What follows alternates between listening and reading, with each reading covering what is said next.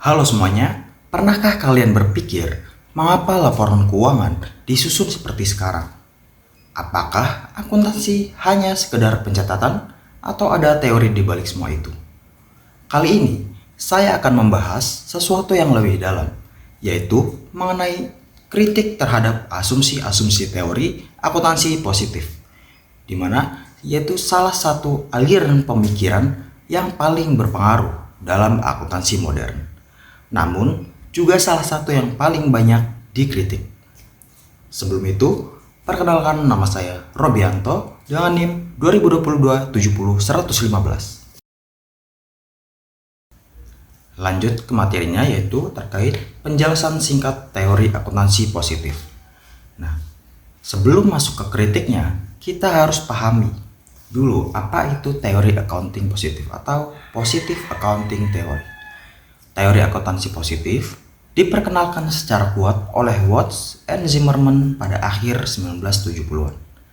Teori ini mencoba menjelaskan dan memprediksi perilaku para pelaku akuntansi, bukan memberitahu apa yang seharusnya mereka lakukan. Nah, fokusnya adalah pada realitas, bukan idealisme. Contohnya, PAT ini tidak mengatakan bahwa perusahaan harus memakai metode penyusutan tertentu. Tapi PAT mencoba menjelaskan mengapa perusahaan memilih metode itu. Nah, biasanya karena motif ekonomi seperti mengurangi pajak, meningkatkan laba, atau memperbaiki citra perusahaan. Selanjutnya, terdapat 3 hipotesis kunci dalam PAT. Yang pertama, yaitu bonus plan hipotesis, di mana manajemen cenderung memilih metode akuntansi yang meningkatkan laba bila gaji mereka terkait dengan performa. Lalu yang kedua, ada debt covenant hypothesis, di mana perusahaan dengan utang tinggi akan memilih metode akuntansi konservatif agar tidak melanggar perjanjian utang. Lalu yang ketiga, political cost hypothesis, di mana perusahaan besar atau yang disorot publik cenderung meredam laba agar tidak menarik perhatian regulator atau publik.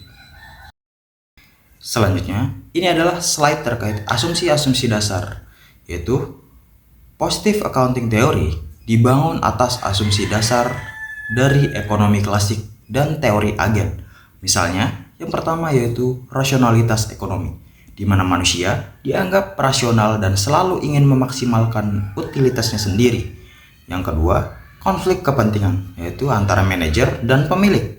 Yang ketiga yaitu pilihan akuntansi sebagai alat strategis, yaitu bukan sekadar prosedur teknis.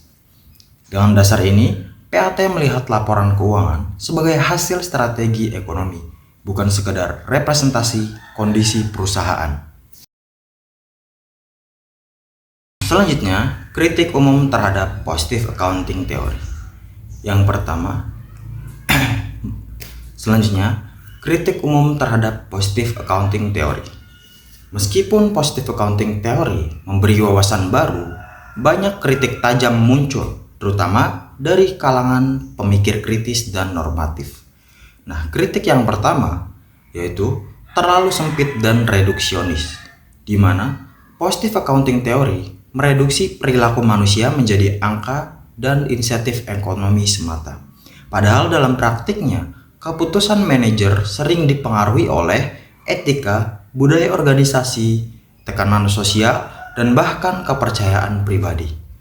Contohnya, yaitu seorang manajer bisa memilih tidak memanipulasi laba, walaupun itu bisa meningkatkan bonusnya, karena pertimbangan moral atau reputasi jangka panjang. Kritik yang kedua yaitu mengabaikan dimensi sosial dan etika, di mana positive accounting theory tidak mempedulikan apakah suatu kebijakan akuntansi adil atau tidak, di mana selama itu bisa dijelaskan secara ekonomis, ini menimbulkan masalah besar, karena akuntansi bukan hanya alat ekonomi, tapi juga alat komunikasi sosial dan akuntabilitas publik. Selanjutnya, kritik akademis dan epistemologis. Banyak akademisi menilai bahwa positive accounting theory memiliki masalah dari sisi metodologi ilmiah. Nah, berikut adalah kritiknya yaitu pendekatan positivistik yang tidak netral. Meskipun mengklaim objektif dan bebas nilai, positive accounting theory ternyata tidak sepenuhnya bebas nilai. Nah, pilihan teori, asumsi rasionalitas, dan kerangka ekonomisnya mencerminkan bias ideologis tertentu, khususnya neoklasik dan kapitalistik. Lalu, kritik selanjutnya yaitu mengabaikan konteks historis dan sosial, di mana positive accounting theory berusaha membangun teori yang berlaku umum tetapi tidak mempertimbangkan perbedaan budaya, sistem hukum atau nilai lokal. Akibatnya, teori ini cenderung tidak relevan di banyak negara berkembang. Selanjutnya, implikasi praktis dan regulasi. Positive accounting theory juga menimbulkan pertanyaan dalam praktik, yaitu yang pertama, jika akuntansi dianggap hanya alat untuk kepentingan manajemen, apakah informasi dalam laporan keuangan bisa dipercaya? Lalu, apakah regulasi harus dibiarkan longgar agar perusahaan bebas memilih metode akuntansi? Lalu, apakah ini membuka celah agresivitas akuntansi atau manipulasi laba? Beberapa regulasi seperti IFRS atau PSAK justru muncul untuk membatasi kebebasan berlebihan dalam pemilihan akuntansi sebagai respon terhadap kelemahan pendekatan positive accounting theory.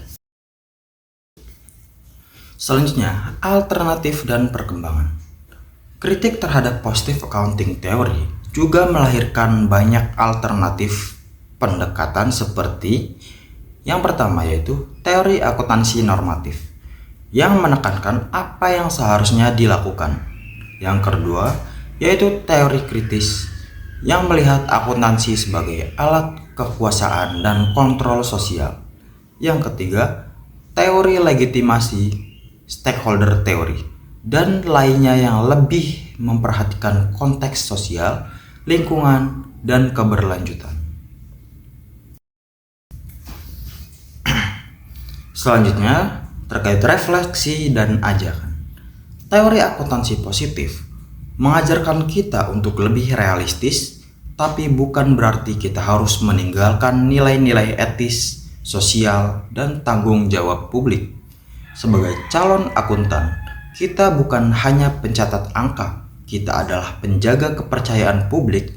Maka, memahami dan mengkritisi teori seperti positive accounting theory adalah langkah penting agar akuntansi tetap relevan dan bermakna bagi semua pihak. Terima kasih sudah menyimak video ini. Sampai jumpa di video selanjutnya. Terima kasih.